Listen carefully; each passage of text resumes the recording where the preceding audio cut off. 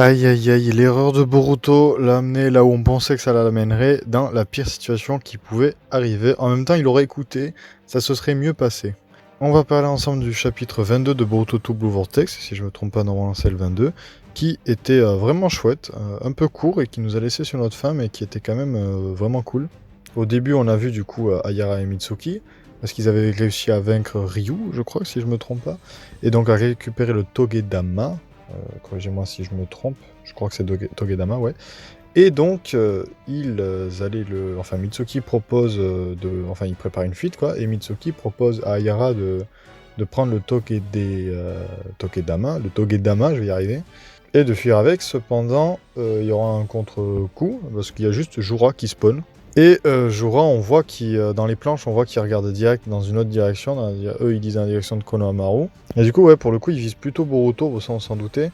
Parce que dans le chapitre d'avant, Boruto du coup est arrivé sur les lieux alors qu'on lui avait dit que non. Pour éliminer, j'ai plus le nom du Shinju, mais pour l'éliminer.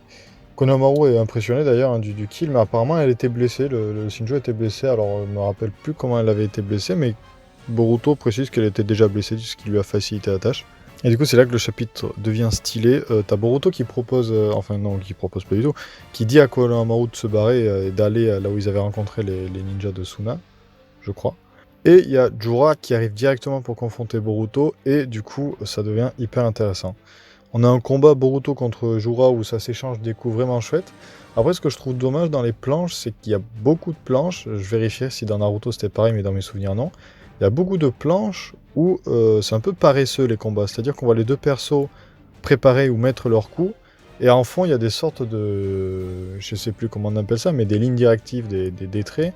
Juste pour montrer vers où va l'action et pour rendre l'action plus impactante. Mais du coup, on n'a aucune belle planche avec du décor. Alors je sais que dans Dragon Ball, j'ai vu quelques planches où il y avait à peu près le même style.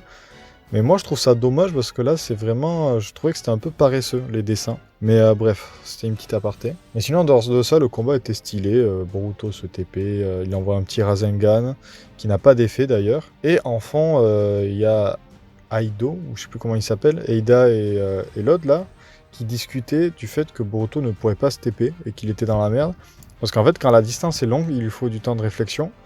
Et c'est un temps un temps de concentration qu'il ne peut pas prendre en combat. Surtout que là, l'adversaire veut le détruire, donc c'est sûr, ça me paraît compliqué. Et du coup, en plus de ça, s'ajoute le fait qu'ils doivent attirer l'attention pour que Konohamaru et les autres puissent fuir.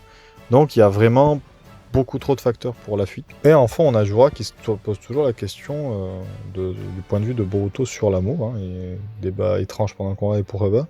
Et t'as Jura qui démontre à Boruto que la plupart de ses souffrances vont venir par amour. Il souffre pour l'amour, hein, parce que c'est l'amour qu'il a envers Konohamaru, donc point de vue amical, hein, les amis, restons concentrés, l'a fait se TP et l'a mis dans l'erreur.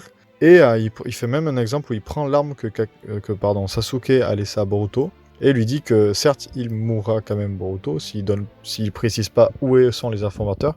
Parce que oui, il faut préciser aussi que Jura est étonné que Boruto sache autant de choses, sache plus que lui d'ailleurs, sur leur existence et sur les Shinju en général. Et du coup, il va demander à Boruto de lui dire où sont les informateurs, et il lui dira, en prenant le katana de Sasuke en otage, et il lui dira tu mourras dans tous les cas, que tu me donnes la réponse ou pas.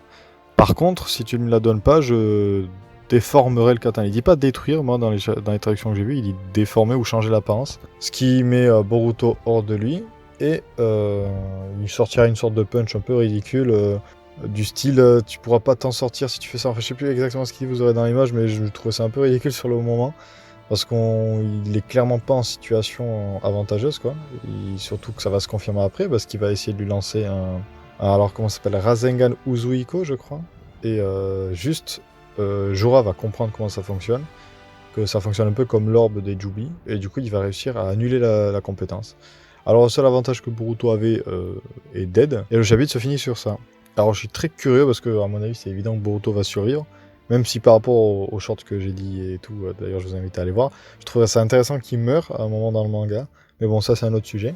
Mais du coup, en sachant que Sarada est out, et que du coup il n'y a pas Naruto et Sasuke, ça c'est évident, il nous reste Mitsuki, qui est dans les parages, et Konohamaru.